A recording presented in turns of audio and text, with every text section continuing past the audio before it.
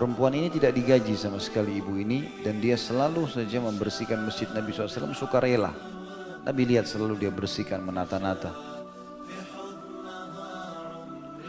Wanita ini selalu membersihkan masjid Nabi SAW.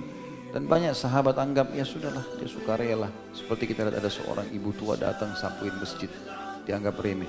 A'udzu billahi minasy syaithanir rajim. Bismillahirrahmanirrahim. Dari Abu Hurairah radhiyallahu anhu tentang kisah wanita yang membersihkan masjid.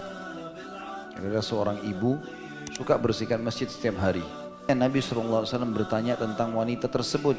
Biasanya habis sholat duhur suka bersihin masjid. Kok hari ini nggak ada? Maka para sahabat menjawab, dia sudah meninggal dunia ya Rasulullah. Riwayat lain tadi pagi.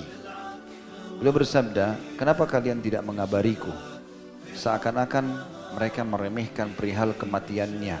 Jadi karena dia cuma wanita miskin, sudah tua, penyapu masjid, nggak usahlah diberitakan kepada Nabi SAW. Begitulah. Maka Nabi SAW bersabda, tunjukkan kepadaku di mana kuburannya. Kemudian mereka menunjukkan kuburannya dan lalu Nabi SAW mensolatinya. Imam Muslim menambahkan riwayat, ثم قال إن هذه القبور مملوءة ظلمة على أهلها وإن الله ينورها لهم بصلاة عليهم. Kemudian beliau bersabda, sungguhnya kubur-kubur ini dipenuhi kegelapan atas penghuninya. Dan sesungguhnya Allah menyinari kuburan-kuburan ini dengan sholatku untuk mereka. Keutamaan pengurus masjid. Dan banyak orang menganggap remeh ini, menjadi marbot masjid.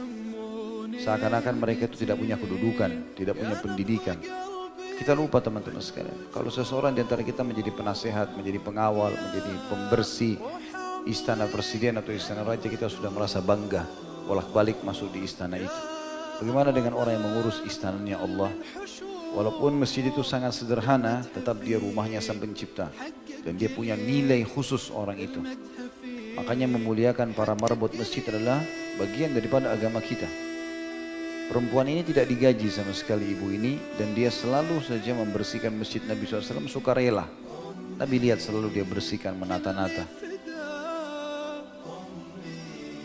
Wanita ini selalu membersihkan masjid Nabi SAW.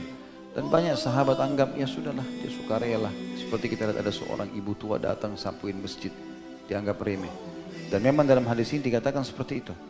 Sebagian sahabat menganggap remeh, sudahlah dia sudah mati, ya, tidak perlu disampaikan kepada Nabi SAW. Bukan seorang tokoh sahabat yang harus dilaporkan ke Nabi lalu Nabi sholati. Ya, Nabi SAW memberikan pelajaran, bukan begitu. Bahkan Nabi tanya, mana kuburannya? Ditunjukkan kuburannya lalu beliau mensolati jenazah itu di atas kuburannya. Ini poin pentingnya kedudukan para marbot masjid. Yang kedua, tentang bolehnya mensolat di jenazah di kuburannya, tapi khusus jenazah yang mati hari itu. Kalau sudah berlalu, tidak bisa lagi. Nabi SAW mensolati jenazah wanita ini di atas kuburan karena tidak sempat mensolatinya di rumahnya. Karena tidak tahu kematian orang ini, maka beliau pun pergi ke masjid lalu mensolati jenazahnya. Dan ini dibolehkan, tapi dengan syarat tadi, memang dia meninggal hari itu. Juga dari sisi lain, Nabi SAW adalah orang yang mutawadhi, orang yang baik sekali. Pemimpin yang perlu jadi suri tauladan. Bagaimana beliau tidak membeda-bedakan antara kaum muslimin.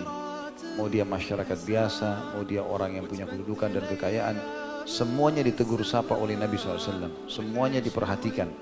Sampai para sahabat mengira satu sama yang lain, dia orang yang paling dicintai oleh baginda Nabi SAW. Padahal sebenarnya tidak. Nabi SAW karena baiknya sama mereka sampai mereka mengira kalau Nabi SAW cinta padanya. Amr bin As pernah begitu. Saking selalu kalau datang ketemu Nabi, Nabi senyum, sambut dia, salaman. Dia mengira dia orang yang paling dicintai. Lalu dia mau tunjukkan di depan sahabat Nabi yang lain. Lagi rame-rame habis sholat, dia bilang, ya Rasulullah, siapa orang yang paling anda cintai? Dia menunjukkan kalau dia. Lalu kata Nabi SAW, ya, Aisyah. Lalu kata dia, ya Rasulullah, laki-laki. Gitu. Kata Nabi SAW, ayahnya Abu Bakar. Kata Amr, siapa lagi ya Rasulullah? Umar, siapa lagi ya Rasulullah? Uthman, siapa lagi ya Rasulullah? Ali. Terus saja Nabi SAW sebutkan 10 orang yang masuk surga. Nanti yang ke-11 baru Amr bin As. Jadi saking Amr bin As kira muamalah Nabi ini santunnya, sampai dia kira dia orang yang paling dicintai. Dan begitulah tradisi Nabi SAW, di mana beliau menghormati semua, yang kecil, yang besar, laki-laki, perempuan, miskin, kaya. Semuanya ditegur sapa oleh Nabi SAW, termasuk ya, orang yang membersihkan masjid dari wanita tua yang miskin ini. Nabi SAW khususkan untuk mendatangi kuburannya dan mendoakan.